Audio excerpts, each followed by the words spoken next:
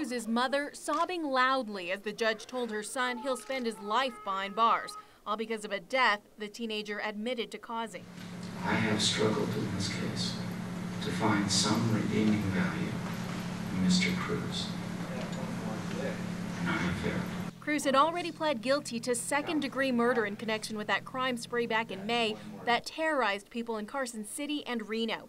It ended on California Avenue in Reno when Cruz and allegedly 3 others tried to steal a woman's purse. Her friend Stephen Gale tried to help and was shot and killed.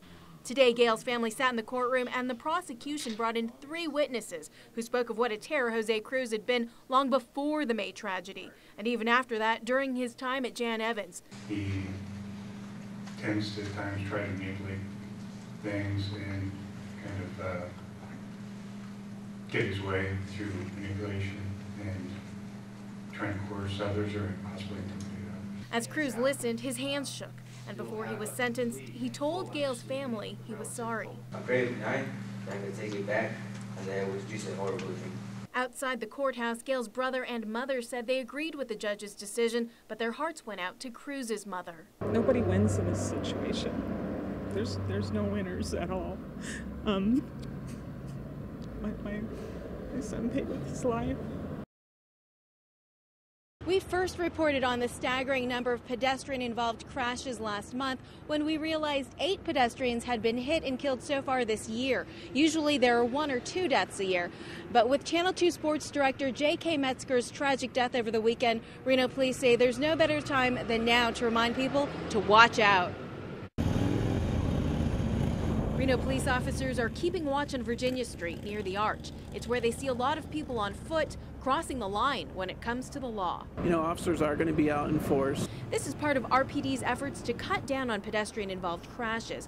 There have been about 100 this year, a 20% increase over last year, and the number of pedestrians killed has reached 10. There's been quite a few. Jose Pizcarrondo grew up in this area and always sees cars whizzing by, but says the number of recent deaths is troubling. People need to know, like, if you don't pay attention, look what happens. That's what police want to tell drivers and pedestrians. When they analyzed all of the crashes, they couldn't find any one spot that was more dangerous than the others. But the one thing that was consistent was we found out that in each of the incidents, either the motorist or the pedestrian was not paying attention at the time of the accident.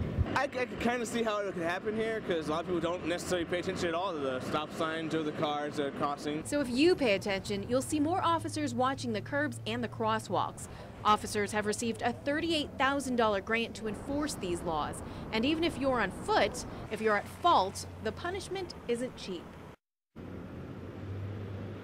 A ticket will cost a pedestrian $120 on average, and people on foot can get cited for things like not using a crosswalk in an area like this that has crosswalks all over the place. Reporting live from our mobile newsroom in downtown Reno, Denise Wong, KOLO 8 News Now. All right, Denise, thank you. Well, it is just about every kid's dream to get your own fort. And today, Home Depot made that happen for one Reno boy who's inspired everyone from soldiers to athletes to regular kids his own age. KOLO 8 News Now's Denise Wong has his story. Jonah Vandiver loves to build model cars and invent things. He's always inspired by what he sees.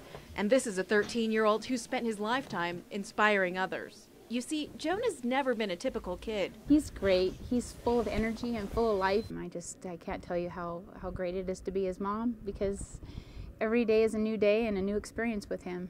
Jonah was born with backward knees, clubbed feet, and a missing forehead. At 18 months old, his legs were amputated. But instead of letting these legs slow him down, he's always picked himself up. Watch that piece coming down. That's why today is so special. Jonah's getting a new place to build on his dreams, his very own backyard fort. I always wanted one and just wanted to get out of the house or just do something that I just wanted to do by myself and no one else to help me. Home Depot workers have donated their time and the materials to make this happen. Jonah's going to tell us what he wants, so if we're here till midnight, we're here till midnight. We're going to make it right for him. He's not kidding. Do you think you guys could maybe try to make a little doghouse too? Sure. You got it, man. Anything you want, buddy. For Jonah's mother, seeing this brings tears. Because what these people are doing is absolutely amazing. He's waited a long time for this. Just the hearts of Home Depot are just amazing. That they decided to do something remarkable for my little man. A little man with big dreams and his own place to come up with new ones.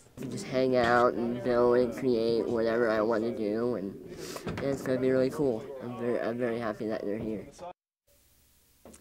And here is the finished product. It took volunteers about 8 hours to finish putting this together.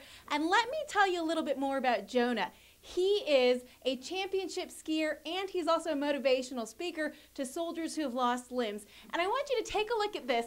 This is the doggy door that Jonah specifically requested. Reporting live from our mobile newsroom in Northwest Reno, Denise Wong, KOLO 8 News Now.